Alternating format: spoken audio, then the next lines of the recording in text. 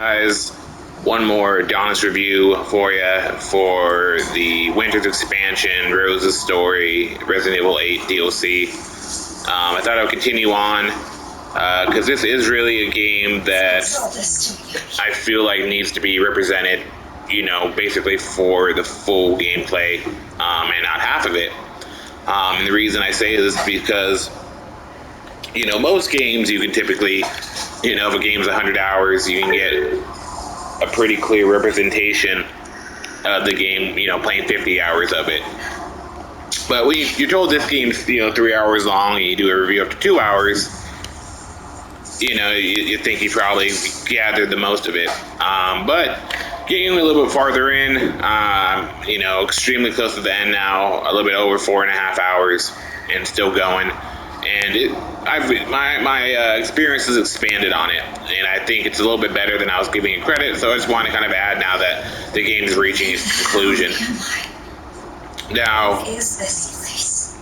like I said, I guess what you're seeing is spoilers for your eyes and stuff. So I don't know. I'm not a person that gives a fuck. If I see something that's a spoiler, I'm not gonna remember it or understand the context of it. But if you don't like seeing stuff that happens later in the game, I guess shut your eyes. But I'm not gonna do anything too crazy or spoil anything in particular. But basically, just wanted to add on to the first one, and give you my opinions now. So basically, with that being said, this game is it adds more than I thought. I thought the game was just going to be basically a recreation of the mansion part, and you're basically just going to find all these clues in there and then go into it. And they actually kind of expanded it to add more than that. They not only do you go to the mansion part, but one of the standout areas of the Resident Evil 8 game is the doll maker's house, where you don't have a gun or any weaponry. All you have is just you're wandering through this creepy, house, kind of solving puzzles and trying to kind of basically get out of there. And they've recreated that quite incredibly, but for Rose and her story. And it's not the same story. It's not like you're doing the same thing. It's altered, but with the same nuance of of a doll maker and her creepy dolls, like basically stalking you, and I love it. I think it's fantastic. I think this does give you more than I expected, especially for $20. It basically is kind of like I said, the Resident Evil 8 game is, like 10 hours.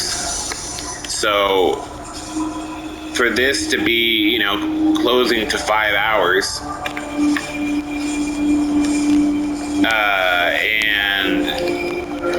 and you basically have, you've recreated the mansion and gave yourself almost like a slightly shorter version of your mansion experience, but altered. You've recreated the doll maker's house, and also now we're in the village. It's a nice, like almost like a mini version of Resident Evil 8. If I'm being honest, it's like a small version of Resident Evil 8. Like half the time. But get off of her. But I'd say it's for sure worth it. $20 for half of Resident Evil 8. It's a fantastic deal. I can't lie. So if you like Resident Evil 8 and oh my god, I've had guns this whole fucking time. Wow. If you like Resident Evil 8 and you're a fan of it and you want Resident Evil 8 but a shorter, more concise version of it, which is nice to say the least,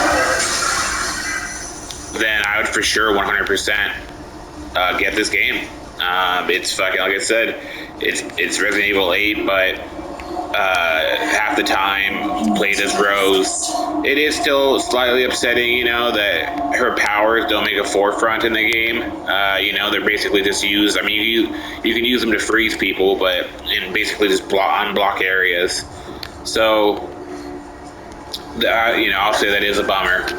But it would be nice if I didn't have any weapons at all and I could just fucking, like I said, Kamehameha people, fucking, right? I mean, even they do, as you can see in the right hand corner. There's like a little wall chain of your powers. How many times you can use it, right? So I mean, if they added, you know, a few more, and you can basically use your powers to freeze, or because you know, instead of fighting ammo, you basically find ways to recuperate this, and instead of shooting bullets, like I said, you shoot like blast of powered energy. That's the only alteration I would make. You know, because that's like the whole thing. She has powers. Like, it's a shame that they don't use that to the most. But you know, Ethan didn't have powers in Resident Evil 8, and it didn't make that game less lame because he couldn't shoot blast at people. So if you like Resident Evil 8, you'll like this. It's a great deal for $20 to basically play a mini version of Resident Evil 8. So I recommend it. I think it's worth it. So I hope that changes anyone's minds if my last review didn't give you enough enjoyment or make you think it was enough of a worth valued price to do it. And that's all I wanted to add. Thanks, guys.